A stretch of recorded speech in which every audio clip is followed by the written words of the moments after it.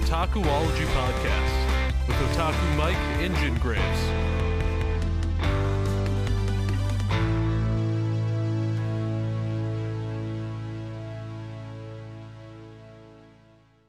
Hey guys, what's up? Jin here, back with another episode of the Otakuology podcast. And today we are covering a manga that Mike and I have both really enjoyed for a while now, which is To the Abandoned Sacred Beast. But say hi, Mike. Hey, how's it going? So, I think I started out reading this one, and then I kept talking to you about it over and over and over again, and you were like, oh, I'm going to finally try this out. Well, originally, I remember like how I originally figured it out. I remember there was the anime for it. There were like a season or two for anime for it. It like just came out, and I remember our mutual friend Justin really liked this book. Yeah, but I don't remember a lot of people talking about To the Abandoned Sacred Beast. No. Until the anime came out. I think it might have died down again. I'm not for sure. But yeah. I wanted to ask you a question before we get started. Do you feel like this is the definition of a hidden gem? For this one? Yes. Maybe when it started.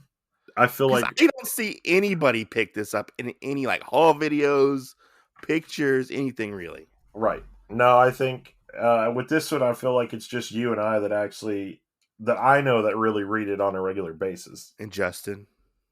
I don't even hear Justin really reading it that much. Justin complains about it. He thinks it should have ended by now. Yeah.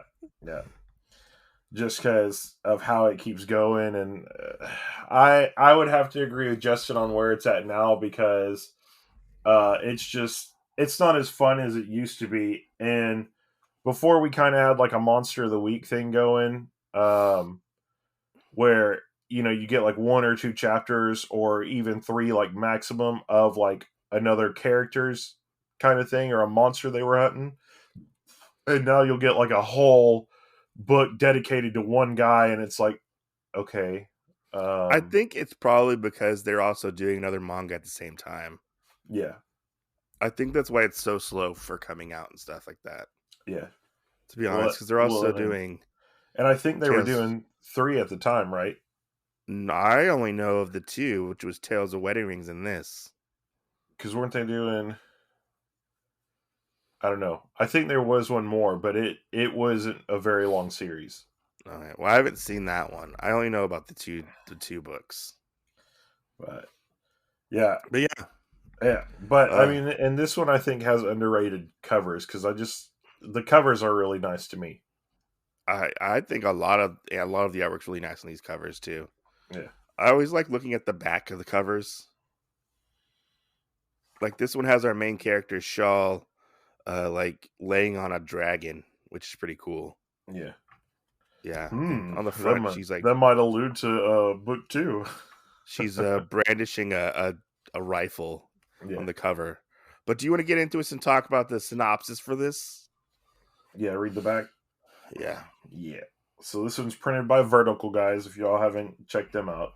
Which is now an imprint of Kodansha. Right. All right. So it says, during a protracted civil war that pitted the North against the South, the outnumbered Northerners used dark magic arts to create monstrous super soldiers, Incarnates. Now that the war has ended, those sacred beasts must learn how to make their way in a peaceful society or face death at the hands of the beast hunter. Nancy Schaal Bancroft, the daughter of an incarnate soldier who met an untimely end at the hands of one such beast hunter, turns to hunting the hunter herself. But once she catches up with her quarry, she discovers hard truths about the lives of the Incarnates. There's bar truths. I know, it looks like it's BARD, and I was like, that's not it. Oh yeah, it does. It does look like it kind of curves at the bottom.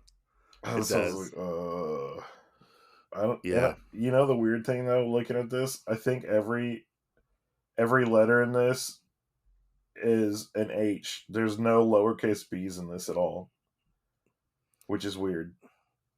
Huh.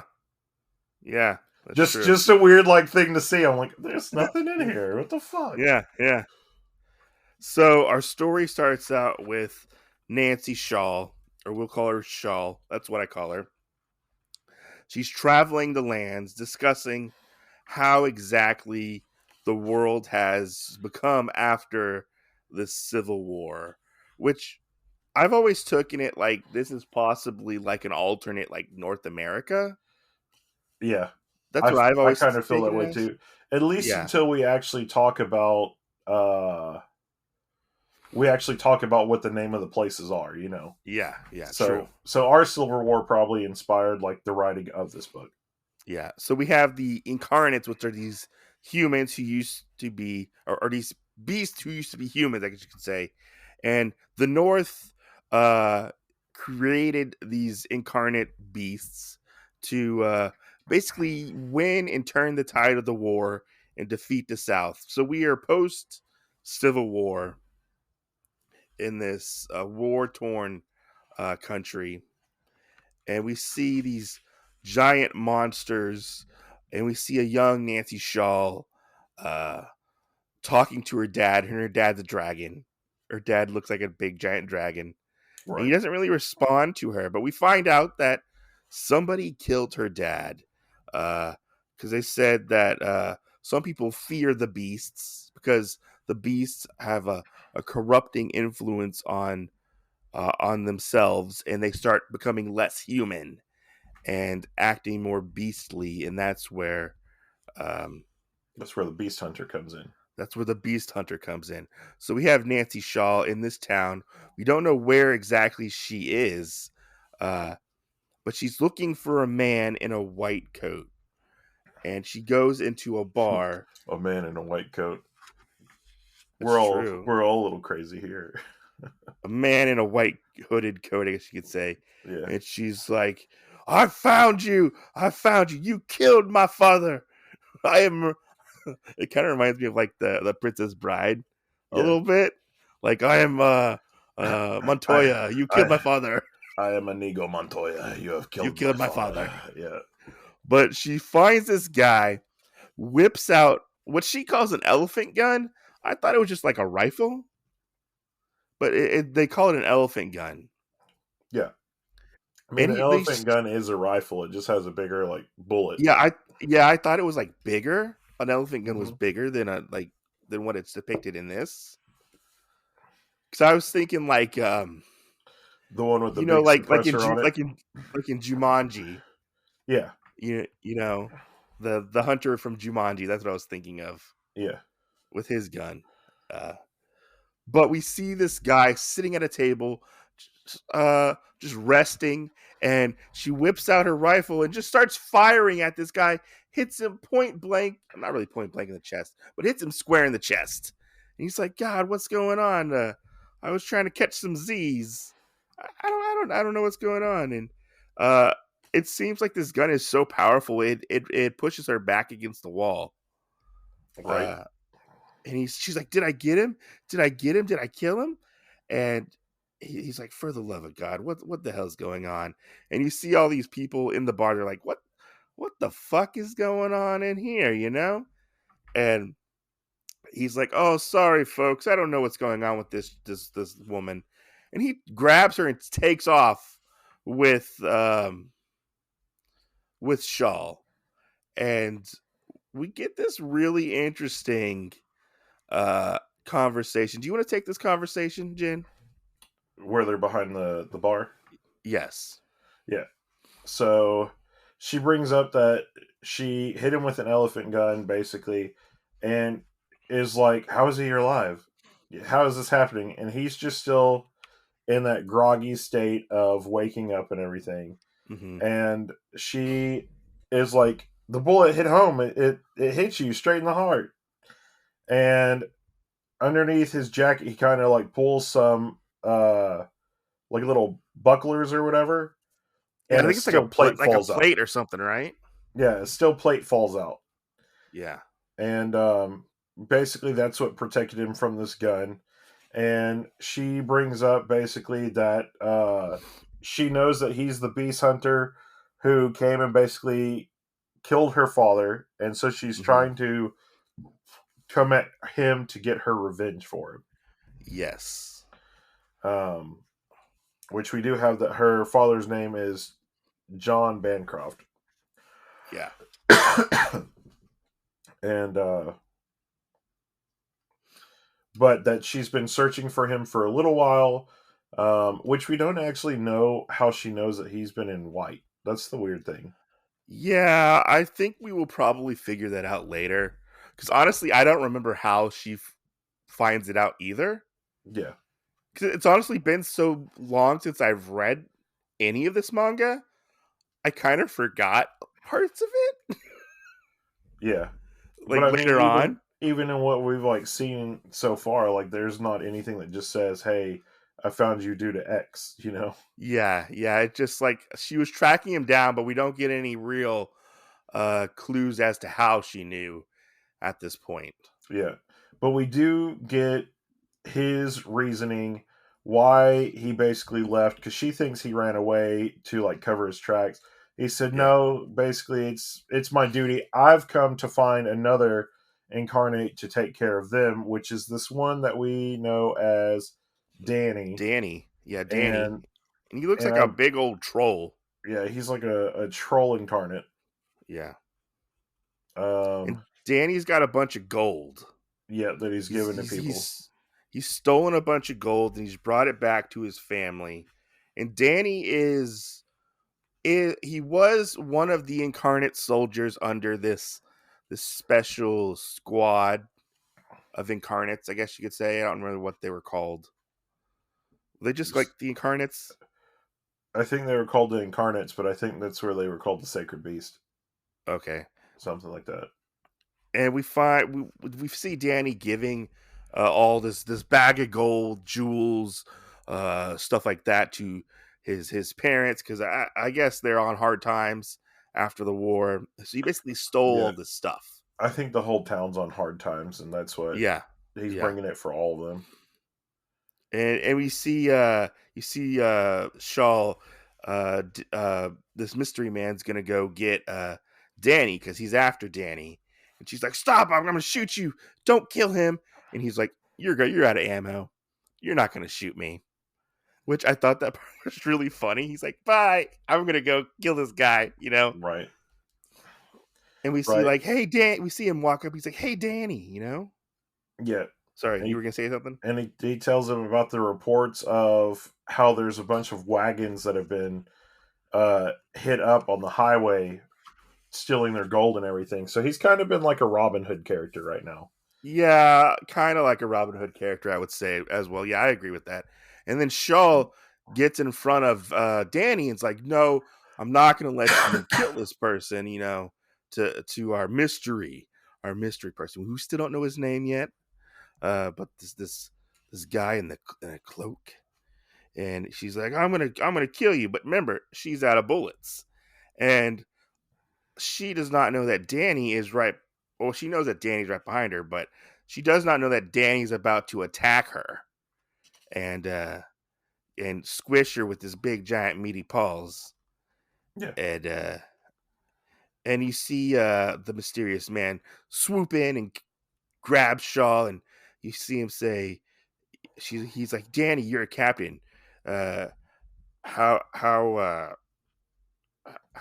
why are you doing this? Basically, you know, what's going on, Danny? Like, we made a deal. Oh We no, made it." he he's not he's not saying that Danny was a Oh captain. no, sorry, Yeah, sorry. He's the captain. yeah. Sorry. Danny notices Yeah, that the mysterious figure was his captain. yeah. That's what I got it mixed up. Sorry. Yeah, Yeah, and he says you're supposed to be dead, and then the mysterious guy we meet, and his name is Hank, and Hank pulls out this pretty kick-ass. What would you call it? Like a spear? It's called they call it like a spear bomb. I think it is, yeah. It which kind is of like looks like a harpoon. yeah, it looks like a harpoon with like a stick of dynamite attached to it, Yeah, or like a grenade is attached to it. and he's like, Danny, we made a promise never to give into our beastly nature. And when once one of us gives into our inner like beast, one of us has to kill the other. Basically, Right. is what they like, this pact that they made while they were in the military. Which we also find out what incarnate he is, because every incarnate that is in this, their code name is based off of like a mythological creature or something like Hmm. that. And so Yeah, his code name is actually Spriggan, which yeah. I'm not familiar on what that is per se, but The only thing that I know what Spriggan is Spriggan's an anime. There's a anime called Spriggan, right.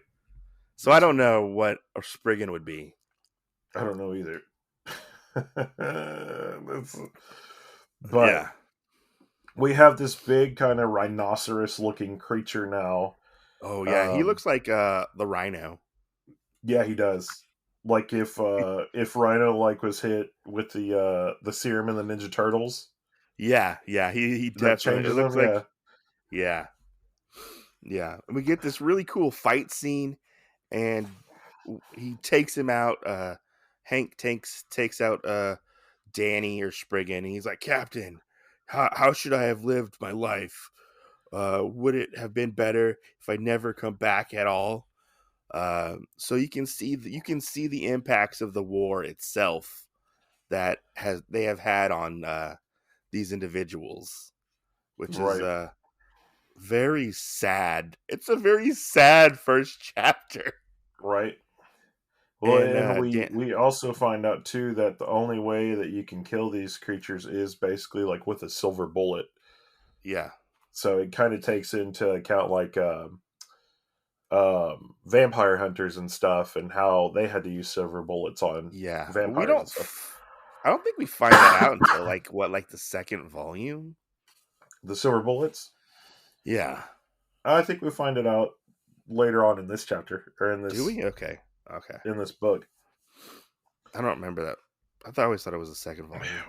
It's always a detail that can be like overlooked very easily because it's just a bullet. Yeah. You're like, he's got a magic Yeah. bullet. Because he does.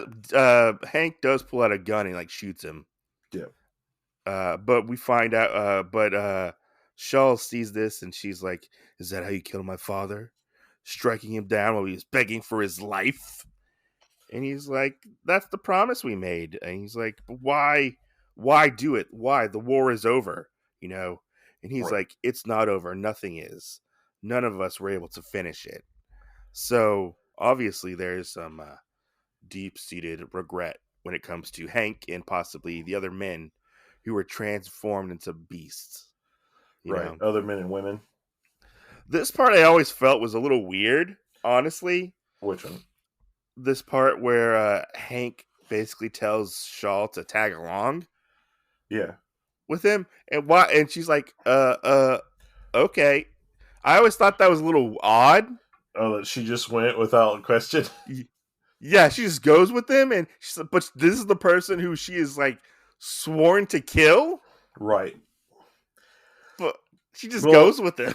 and I think he asked her so that she could see more of why he's doing it, because we Yeah, do have with this first chapter where she questions why he killed quote unquote Spriggan, yeah, and why he killed her father. So now he's taking her kind of on this journey of, let me show you why this is happening, because yeah. they're a lot dangerous than what you think.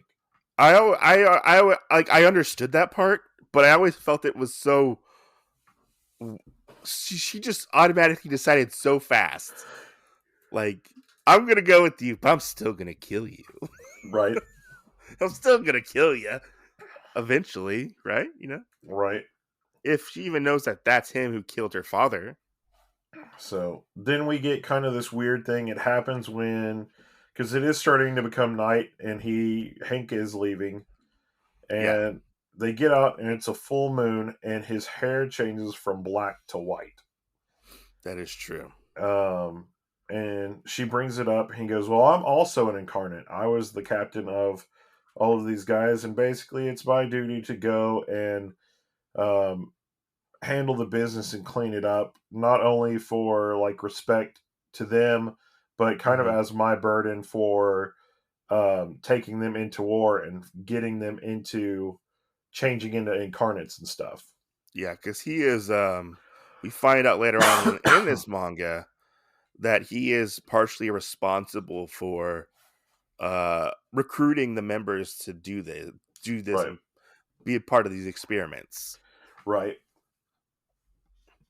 which is um, crazy to think about. right. Especially, oh man, especially as well as he had to know him. That's the Oh yeah, worst part, true, probably. true. I mean, especially when you get into the fact that in the military, like you spend like every waking moment with these people, Right.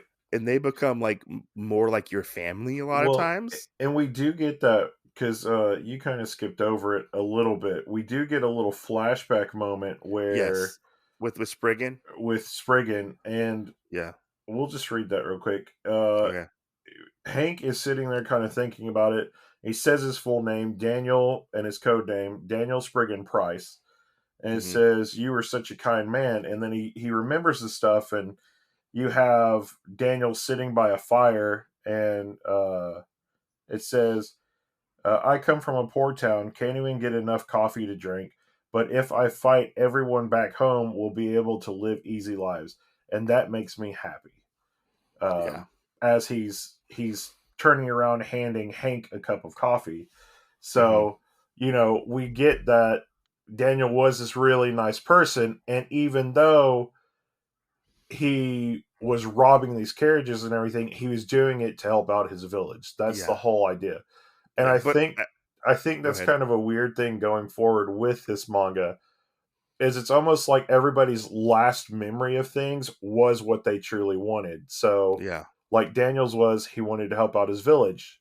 Well, Hmm. even as a beast, losing his mind and everything, that's what he wanted to do was Yeah. As he's pull it slowly in. losing it, and losing his self, he's still wanting to, do that as well, which Yeah. we'll get to that later on in this manga. It's What? kind of like in monsters in movies where they want to like protect somebody and Yeah. that's the last thing they remember, and they're like protect Sue Ellen or something like that, and they Yeah. protect Yeah. this one individual, Yeah. or It's the even I guess we could even like say the thing from Thor Ragnarok, where the Hulk Thor's doing the whole thing that Black Widow did to Hulk. Hey, big guy, hey, big everything's guy. okay. you know Everything's okay. because that'll knock hit Hulk out of it, but Yeah. but it's got to be that particular person in that particular situation, not some rando doing it. So I Yeah. think Yeah. I think that's kind of how every character is set up in this. At least all the incarnates are. And we have this really funny moment after that, out as they're traveling, where Schaal just stops. She's like, "We gotta have tea. I gotta have tea in the middle of nowhere, It's tea time. and it's tea One, time." and then she pulls out fine china. So that's Yeah, another weird thing. and I'm like, "Where did she get this fine china from?" And then I forgot. Oh, she has an entire suitcase with her that we didn't even really see, but she has a suitcase. Right. Well, and that fine china is going to take up like most of that suitcase anyway. Possibly, yeah, because she had like a kettle and stuff in there too. It looked like Right. a kettle or a pot. Yeah. Yeah, So I and mean, we find out that her dad taught her that you have to stop and relax sometimes. right. So they have tea. Yeah. So let me ask you this: do you think, like, as far as you've read in the series right now, that if she didn't teach Hank this, that Hank would be around with us as long as he has? Or I don't, I don't know. do you think the monotonous work of him continuously going would eventually I kill him? I think she very much humanizes him and kind of stops him from becoming what uh he's fighting against. To be honest, From being because she, but an she's incarnate? yeah, because she's around. Right. You know, I'd agree with that. yeah. because we get some pretty hairy moments in like the manga where we see him transform and stuff like that later on. Yeah. So then we get into one of my favorite ones, going in with chapter 2 and everything. Is it the Minotaur? Yeah. Rogue Hill is the name of the town we're going into, and it's also called the Minotaur's Fortress. It's the town of Never Ending War. I don't know why it's called that, except that there's walls and all this other stuff that are built there. But at some point, like the village is outside of it, and then right in the middle, like everything has kind of been taken over and all that to actually be like a labyrinth. So I think that's one of my favorite parts is they took the Minotaur, and it's just not random. They actually did go with like the Greek mythology Minotaur and give him a labyrinth. No, this part is actually pretty cool. We meet Liza. Yeah. Liza is a buxom blonde who I guess you could say she is Hank's what'd you call her? Hank's not assistant, but almost like a handler of some kind. Yeah, kind of. And she helps him with information and getting him stuff. And Hank runs away from her for some reason. I don't know why, but Hank runs away from her. But we find out that she's smarter than Hank, and she gets to their hotel before they do, and she brings him some information and stuff. And this is where we find out that she doesn't. She's got files on every incarnate. Yeah. She's got files on every incarnate, and I think she kind of has a thing for Hank. Yeah. I think because she seems to get very jealous about Hank, and you find out a little bit more about her. She works for the military division, for intelligence in the military, and she meets Schaal, and she's not very impressed with Schaal at the moment. Right. And we find out that one of the incarnates is in town, and it's a Minotaur. Right. That's why they came to this town. Yeah. And the Minotaur is standing at the top of his fortress, and he's yelling. He's like, "It's time. The time has come to fight. Prepare for war." And he just constantly keeps yelling and yelling, and the obviously the citizens are very scared. And right. I forgot what I was going to say. My mind went blank. What were you going to say? Oh, I was going to say, we get this little scene where Schaal is in the shower contemplating and thinking about the past and what happened, and what she's gonna do at the moment. And all I'm thinking about is, how is all the water staying in the bathtub? Because there's no curtain around this tub. It's just a bathtub with a shower head. I mean, there could be. Maybe we don't see it. It's not there. There's no thing around it. Maybe that's the wall that we're supposed to be seeing, and then the shower curtain. I guess it is there, but isn't there. But after she gets out, and she gets fully dressed, might I add, fully dressed in her very nice black dress. She gets out. She sees Hank sleeping, and we get this really.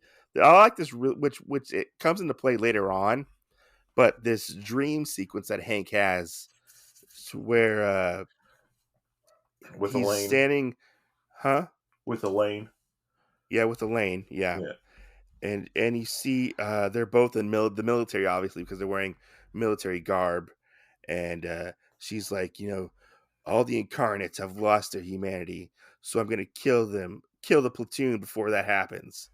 And she's like, that's my duty. She's like, I loved you. And that's when we find out that Hank got shot. And that you can see later on where he has like a couple scars on him, on his body. In this point. But I like that we get a little hint about what happened to Hank. Because Hank is very much a mystery for quite some time in this manga. That is true. Very true. But we get to the part where now that it is night, it is Yeah. the time for Hank to actually be able to be at his best. Hmm. Because, as you know, there is a reason Hmm. why night is the best time and why his hair changes color. Yeah. Um, so he shoots off a flare to kind of, I guess, distract the Minotaur, Hmm. and the Minotaur starts freaking out because now he kind of starts remembering things from the war. I guess he kind of lost part of it, and he's been into a cycle of it because he Hmm. brings up, oh, an Incarnate platoon signal flare was fired, um, Yeah. and it tells him what to do with enemy raids. Yeah. So they start walking through it. There's dead skeletons everywhere, weapons in them, There's different booby things like that. traps. Yeah, the whole thing is rigged, booby traps. Um, we find out that this incarnate's name is Theodore Sherman, Hmm. and initially he was a pretty cowardly character. Didn't really like to have to worry about anything, and would try and steer clear of battle if he wasn't in like a minotaur form. Yeah. Um, and was even like scared to fully turn into an incarnate. Hmm. Um, so But Hank as talked him into to doing that. right initially, but even then Yeah. he was still scared about stuff. Yeah. So I think that probably played into who he is now, of being this prepare for battle kind of gung ho crazy minotaur guy. Yeah. As they're walking through the maze, the labyrinth, there's like all these spikes everywhere and traps, and it's very like dangerous. And we see Liza actually saves Shaw from a trap in particular, and uh, I think she was looking out for Shaw.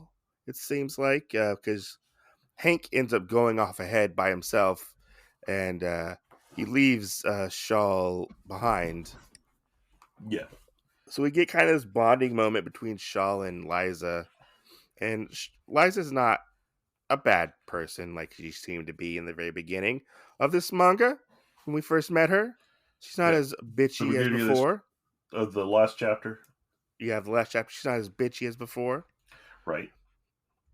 But we get this really cool scene where Theodore, the Minotaur, and Hank square off and start talking, and Hanks tells him like the war is over, Theo. Like this is you have no reason to do this. Like why are you continuing this? And he's like, Theo, I gotta put you into this. I gotta put you down, Theo. He's like, betrayals, trickery. It's a trick. And I love this fight scene with him and the Minotaur. Yeah, It is really well done. And he throws up a flare, and he like the floor like breaks up around him, which is yeah, crazy to think about. And he falls through this hole, and you see Shawl, and she's like, "Oh no, Hank's hurt." And then we find out what Hank's true form is. Hank yeah, is a werewolf. right, When I saw this part, I was like, "Fuck yeah, werewolf!" right, Because I had no idea when I first read this what he was gonna be, and I was like, "Yeah," because there's something about like a werewolf I always really like the Wolfman, yeah, yeah. very much like the Universal monsters. I always thought that was cool, um, and to Well, get a character who, I always thought it was weird, because there's another book later in the future where they have a lycanthrope, yeah, and that's for them true. to have that fight, and I'm like, what the hell? Yeah, They're yeah, basically using the same things, and they're squaring off against each other. Okay, yeah. No, but yeah, but I thought this reveal was really cool. Like I was like, yeah, oh, because I wondered what his power was gonna be. yeah. When you Because first started reading it, when I first started reading, because I was like, I had no idea what it was, but he takes him out uh, single handedly. But it also tells you that Hank does have a disadvantage because he can only turn into it when there's a moon when it's nighttime. right, So he can only really do things at night. right, and I think that's one of the things between him and one other character having the two big main things in history and all that. of Mm-hmm. monsters, which is a vampire and a werewolf. I think it's Mm-hmm. pretty crazy just how, but it keeps him basically human. I think Yeah. that's either it's made it completely go away for him changing like everybody else, Mm-hmm. only being able to change like at night, or Yeah. um, it's slow and it's lessened it a lot. You know, Mm-hmm. But with this scene with Theo dying, and we had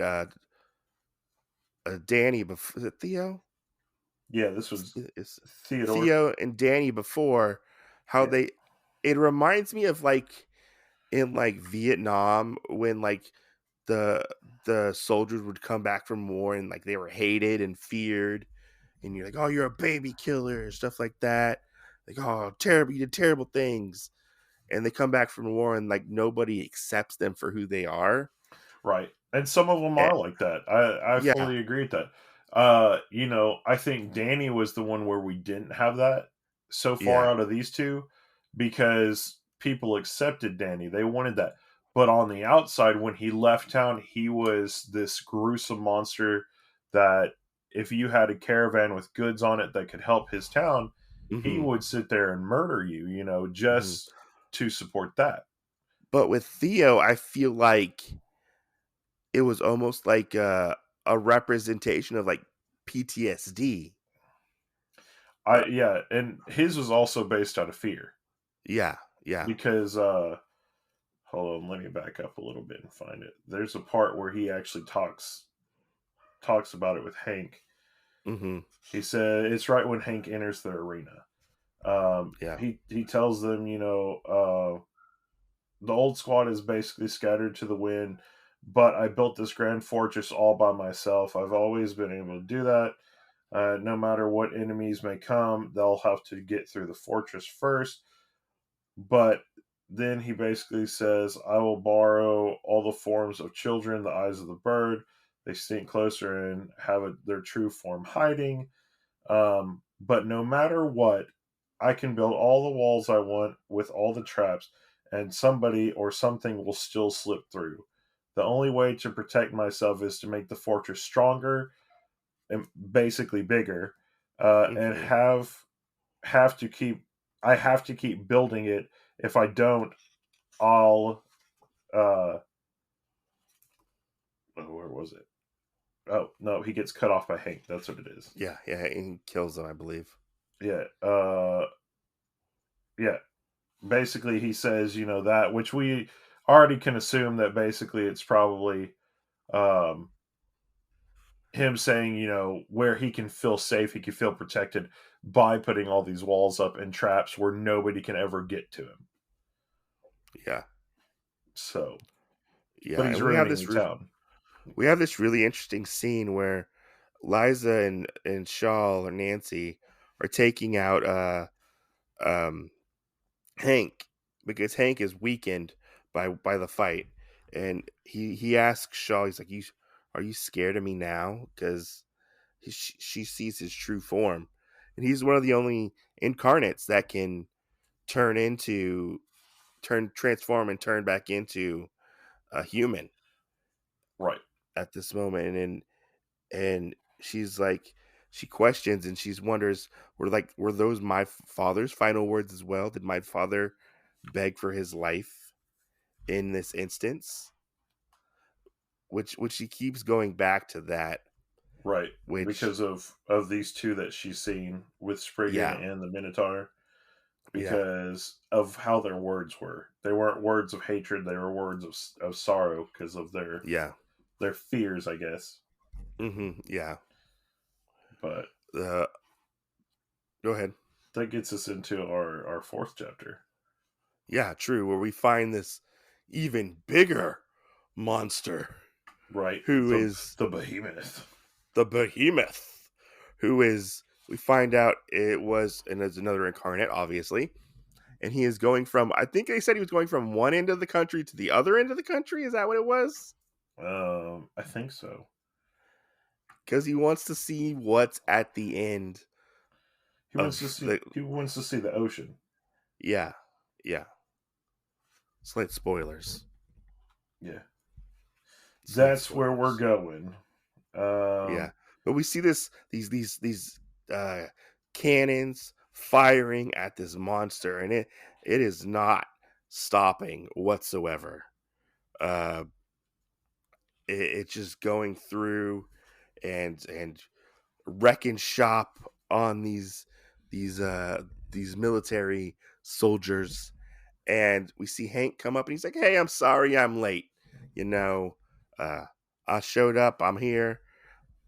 Which begs the question, how did he know about this? But we also know that Hank knows a lot of stuff because right. of his guy in the chair. But he takes out one of the limbs of the behemoth and causes it to fall over, and they strap down the one leg of the behemoth so it can't get up. Stupid. Which I don't see why they Well, just didn't strap down all of it. right. Oh, I think they start trying to, but Oh, they do. I see it. They strap down the tail and the other arm and the legs. I didn't notice that part before in the manga, but they do that. And you see Shaw go up and actually talk to the behemoth, and the behemoth talks back. he doesn't. He doesn't? I always thought he No, talked back. no, he can't say anything. It's just her Oh. still talking. Yeah, Oh, I guess I read that wrong then. yeah, But she's like obvious. She senses that he wants something. right. He wants something, and what happens next, Joe? She talks to him, and then we kind of get like a back synopsis of who he was before from Hank, which Mm-hmm. his real name was Arthur Alston. And he was a good soldier. You know, he followed all the orders to a T, made sure that he did what was asked of him, everything else, but still, like, there wasn't more that he put out, what he wanted, his wants and needs, anything like that. Which Hank feels made him kind of an awkward soldier, not giving more of what he actually wanted or telling Yeah, anybody what he actually wanted. yeah, that's true. We find out that they're kind of sent there to protect the bridge. There was a bridge being built Yeah, for a railway, wasn't it? yeah, And if this railway is destroyed, it basically cuts off like half the country yeah, of like goods, travel, things like that. And the bridge is in the way of the behemoth. So if the behemoth starts going towards the bridge and losing his humanity uh, and hurting people, they have to take him out, if I remember correctly. yeah. Which all these guys just kind of like keep standing in the way of him. That seems like That's what that, true. it's not so much him trying to hurt people, it's him trying to get there, and they just keep standing in front of him. Yeah. And so we kind of have a little debate on whether or not Shaw has with Hank and asking, are you actually truly going to kill this person? Because he's not doing anything wrong. But to the people who's he's affecting, he's the worst thing ever. You know, Right, he's a monster. right. He's stopping them from handling their business, I guess you could say. Which my Ooh. question is, they have a part in here where they're talking about, oh, hey, we're going to blow up the rocks or whatever, Mm-hmm. and the bridge is already a part of it. Why does it matter if the behemoth is going to go through the bridge or if they blow it up where he can't? I think they were gonna blow up the rocks before he got to the bridge. Okay. Like, because there's like he's in like a canyon, and they do blow up the rocks, Yeah. but it doesn't affect the bridge. So yeah, there's that, Yeah. and we find out that an attack happens, an attack on the camp that they're staying at, which is it's really interesting because this kind of comes out of nowhere. It seems like, It and does. these are I these think are it catches so. the. I think it catches the guy doing it too off guard when he sees Shaw. Oh yeah, I know he catches her off guard because she wakes up and points the fucking gun at her, at this guy, and these are military men who I don't. I'm trying to remember how what exactly they were doing. They're like they never left the war. Yeah. It seemed like. Correct me if I'm wrong What? about these raiders because they're wearing military uniforms, but they're all like raggedy. Yeah, it's like the South Side or whatever. Yeah, Because you got to think that even though like stuff ended, like not everybody knows yet, yeah. and I think And that's the so problem. we have this scene after they get rid of the South soldiers. We have this scene where an explosion happens, and because they were trying to set up the explosives, so they could possibly stop the behemoth. And one of the explosions goes off a little early, and Hank tries to basically get the behemoth to stop what he's doing, and then he's like, "What are you doing? You don't know what. Like, stop this! You need to stop it." And Hank remembers what the behemoth wanted to do, Right. which was see the Well, what ocean. Artie wanted to do, yeah. Yeah, what Artie wanted to do. I have to say, this scene is so sad because he ends up dying. Yeah. He gets He, they set off all the explosives, and uh his like chest opens up, and yeah. it's just so disgusting. And And uh even though that happens, like it still just keeps dragging itself towards the thing, you know. after he is fully collapsed, and he actually does get what he wants. He does get to see the ocean, Right. but at the expense of his life. He sacrificed his life to see the ocean itself. Right, because he was just never close enough to see it, and they just Yeah, they didn't understand that, and yeah. they thought that he was just trying to destroy this bridge and things like that. It wasn't anything that really uh, was something that they wanted and couldn't Mm-hmm. figure out why it was going to happen that way. Mm-hmm. True. True. And So after that's this kind of ordeal, we see Hank sitting on the bridge on the railway, yeah, holding a silver bullet in his hand, and he's like, "I know what he wanted. He just wanted to see the ocean." A right, long time ago, he told me that he wanted to see the ocean, and Hank even tells him like, "You're gonna get to see the ocean one day. Peace will come," and then he's like, "That's what I told him," and yet I couldn't remember. right, And he sees Shaw try to comfort him, and because she's upset as well because she doesn't want to see any of the incarnates die. We find out the person responsible for the explosion was the man who sent Hank to kill the behemoth, which was the man who ran like the trains yeah, and, and the bridge itself.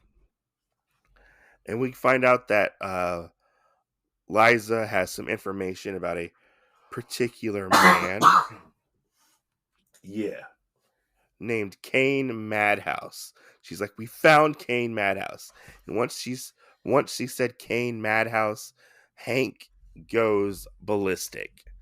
Hank goes ballistic, and he's like, "Where is he? Where is this man?" And we get a small glimpse of Kane Madhouse. You want to take this part? yeah.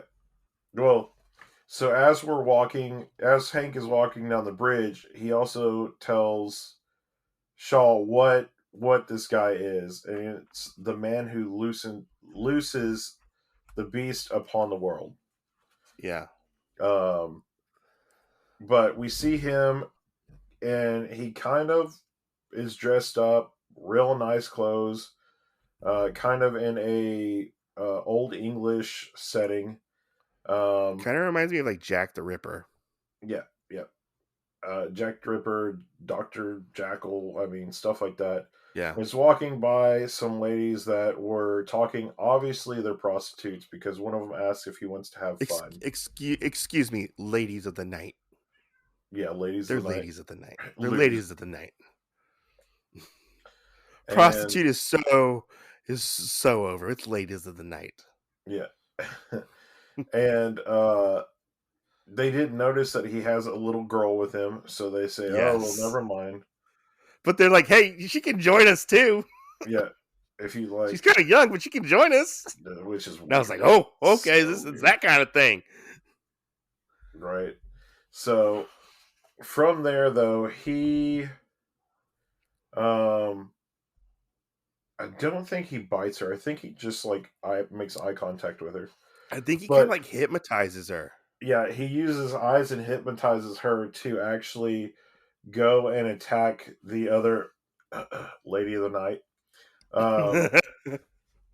And she ends up, the blonde lady of the night ends up ripping the throat of the brunette lady of the night out with her teeth. Yeah.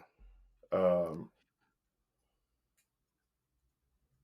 so it's just kind of a big thing, but that's who we find out that Kane is. He's basically the guy that can sit back um, and entrance people and things like that because the incarnate that he actually took on was the vampire. Yeah, the vampire. Yeah. He's basically like the Dio of this universe. He's Because the what? Dio's a vampire. Dio from JoJo's Bizarre Adventure is a vampire. Oh, okay. Yeah. But yeah. So yeah, that's how our manga you ends. yeah, if you read this series, you find out more and more as it goes that he's there, but we don't exactly know very much about him. At least for a couple books anyway. Yeah. And then we get into it really hard that he is actually our main figurehead and everything, of still trying to give the incarnates independence. Yeah. Yeah. But what did you think of this first volume? It was pretty crazy. Yeah. Especially like to reread because there are different creatures in it. I feel like you have to think about it based off the creature, not based off of the events. Mm-hmm. And I do like some of these creatures that we saw in this one, but there's other ones that I enjoyed. I think a Like lot more. I think in volume 2 there's the gargoyle, which I Yeah. really like the gargoyle. When you get to that, Well, and then Shar, Char, Shaw's dad, we yeah, find out isn't exactly a dragon. He's like a Dracolich or something, yeah, and comes back to life, or can yeah, come back to life. yeah. So, but no, I mean, there's other characters that are in it that I really like, and it's kind of funny looking at when we first saw Liza, where Mm-hmm, she starts reading off names and everything of different people, and mm-hmm. realizing that there's still some of those creatures we haven't even seen yet.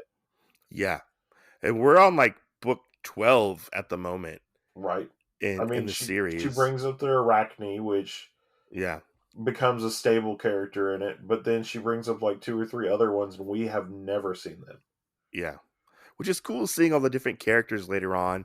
Even in this one, you get to see later on in the books and unravel the what happened to the Incarnates, how the Incarnates came about, Right. what happens to Hank, and his history between him and Madhouse, Okay. Yeah. Kane Madhouse, yeah. Uh and how Shaw deals with everything, because Shaw is technically like the viewer's eyes into this universe. Right. Like she knows stuff, but she doesn't know stuff.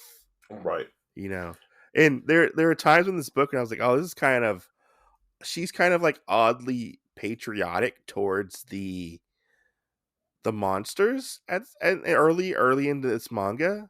Yeah, She almost like idolizes them as and but also sees them as humans as well. It's why she doesn't want them killed. right, But I think this is a really cool concept for a manga. It's very different. I mean, there are tropes in it, like revenge and right, um, the monster hunting and stuff like that. But I, for a manga, I feel like this is fairly different than what we usually get when it comes to like a fantasy manga. right. Um, I like it. I like the setting. The setting is very unique. Well, It, and one of the things that I feel like with this too, and I only know because of you and I playing the games and whatnot, uh, the Valkyrie Chronicle games, yeah, how you only have like such a big platoon that you use, and that's kind of what going into this I really thought about. Oh, well, they're going to have a platoon that isn't, that big, because we are presented with different options where it hmm never seems like the platoon is ever very big, especially like as you get into it, you find out that like 1 in 20 people actually survive the testing to see if you can even be an incarnate. yeah, So, I mean, it's just crazy from there. But then when you realize as the story progresses that the platoon of like 15 people that it seemed like goes from there into like over 50, it yeah. really adds to it and means more because you realize there's more guys there than what you actually think. Yeah, like I love the look of this manga. Like the setting, I really enjoy the setting. Not saying like the whole like Japanese setting is played out or anything like that, but having something so drastic and almost like a very much like a Western setting to it, Yeah, kind of really changes things. that's true.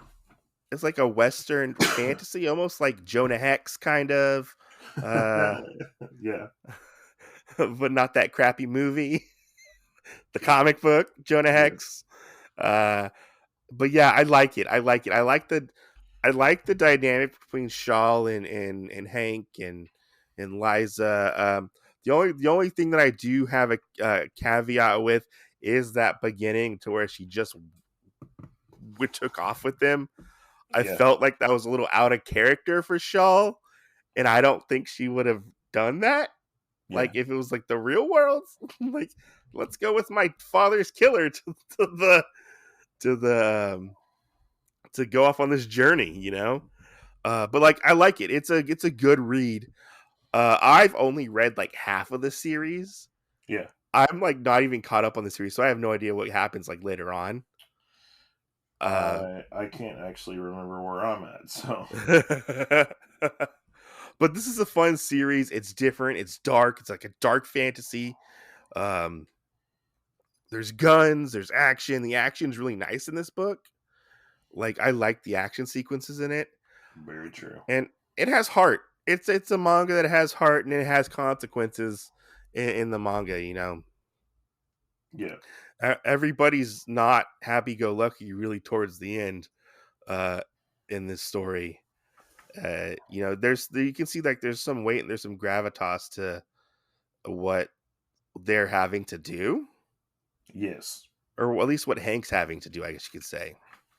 And there's yeah, very much like he very much lives in like that moral gray area almost, yeah. to where he Well, like doesn't want to kill and them. and then we get to the point too where it's almost like night and day. I would say we get Yeah, to a point where all the people that Hank was hunting down are people with remorse, people that don't have very things, and then we get into other characters um, that are now where Kane has actually gotten a hmm hold of them and almost has like brainwashed them to an extent. yeah, So it yeah, just kind of happens like that.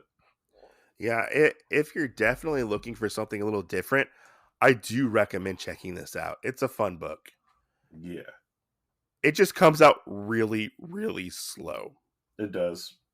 It I remember does. It does. It does. I think when I picked it up, I think there might maybe like 6 or 7 volumes out at the time, and that was like 2 years ago, Yeah.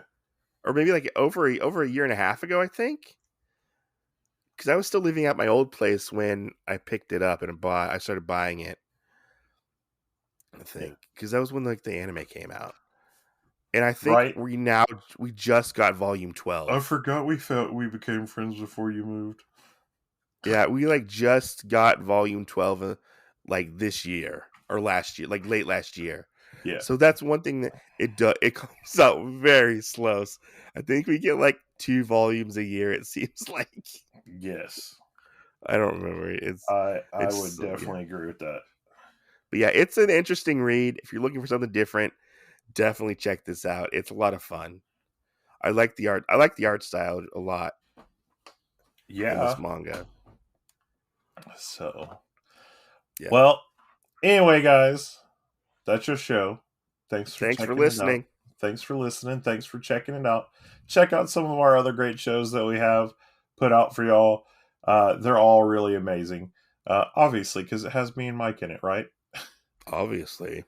And as always, guys, see you next Tuesday. Bye. Bye.